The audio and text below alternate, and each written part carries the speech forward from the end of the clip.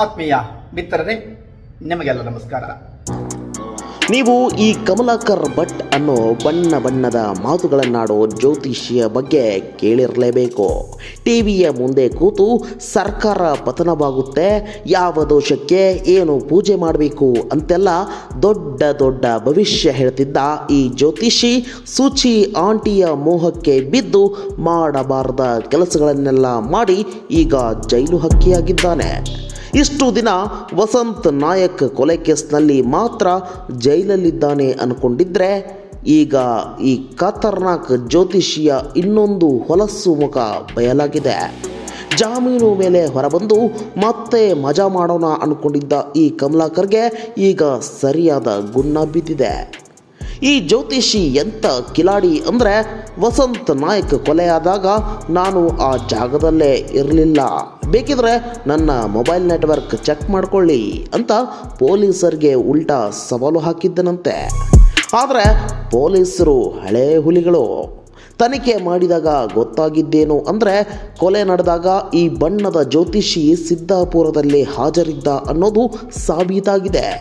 ಈ ಒಂದು ಪಾಯಿಂಟ್ ಇಟ್ಕೊಂಡು ಜಾಮೀನು ಪಡಿಬಹುದು ಅನ್ನೋದು ಈತನ ಪ್ಲಾನ್ ಆಗಿತ್ತು.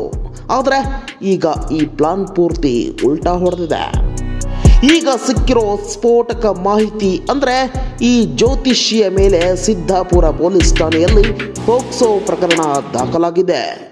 ಹೌದು, ಒಬ್ಬ ಅಪ್ರಾಪ್ತ ಬಾಲಕಿಯ ಮೇಲೆ ಲೈಂಗಿಕ ದೌರ್ಜನ್ಯ ಎಸಗಿರುವ ಗಂಭೀರ ಆರೋಪ ಈತನ ಮೇಲೆ ಕೇಳಿಬಂದಿದೆ. ಸುಚಿತ್ರಾ ಜೊತೆ ಸರಸ ಮಾಡ್ತಿದ್ದ ಈ ಜ್ಯೋತಿಷಿ ಇಷ್ಟು ಕೆಳಮಟ್ಟಕ್ಕೆ ಇಳಿದು ಹೊಲಸು ಕೆಲಸ ಮಾಡಿದ್ದಾನೆ ಅಂದರೆ ಸಮಾಜ ತಲೆ ತಗ್ಗಿಸಬೇಕು. ಈ ಪೋಕ್ಸೋ ಕೇಸ್ ಅನ್ನೋದು ಅಷ್ಟು ಸುಲಭದ್ದಲ್ಲ.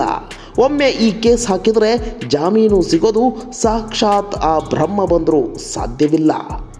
ಒಂದೆಡೆ ಕೊಲೆ ಕೇಸ್, ಇನ್ನೊಂದೆಡೆ ಪೋಕ್ಸೋ ಕೇಸ್. ಇವೆಲ್ಲವನ್ನ ನೋಡಿದರೆ ಈ ಕಮಲಾಕರ್ ಜೀವನ ಪೂರ್ತಿ ಜೈಲಲ್ಲೇ ಕಳೆಯೋದು ಫಿಕ್ಸ್ ಆದಂತಿದೆ. ಸುಚಿ ಆಂಟಿಯ ಜೊತೆ ರೀಲ್ಸ್ ಮಾಡ್ತಾ ಕುಣಿತಿದ್ದ ಈ ಜ್ಯೋತಿಷಿ ಈಗ ಜೈಲಿನಲ್ಲಿ ಕಂಬಿ ಎಣಿಸ್ತಾ ಡ್ಯಾನ್ಸ್ ಮಾಡಬೇಕಿದೆ. ಭವಿಷ್ಯ ಹೇಳ್ತಿದ್ದವನಿಗೆ ತನ್ನ ಭವಿಷ್ಯವೇ ಇಷ್ಟು ಕರಾಳವಾಗಿರುತ್ತೆ ಅಂತ ಗೊತ್ತಿರಲಿಲ್ಲ ಅನಿಸುತ್ತೆ. ಇಂತಹ ಬಣ್ಣದ ಜ್ಯೋತಿಷಿಗಳ ಬಗ್ಗೆ ನಿಮ್ಮ ಅಭಿಪ್ರಾಯ ಏನು?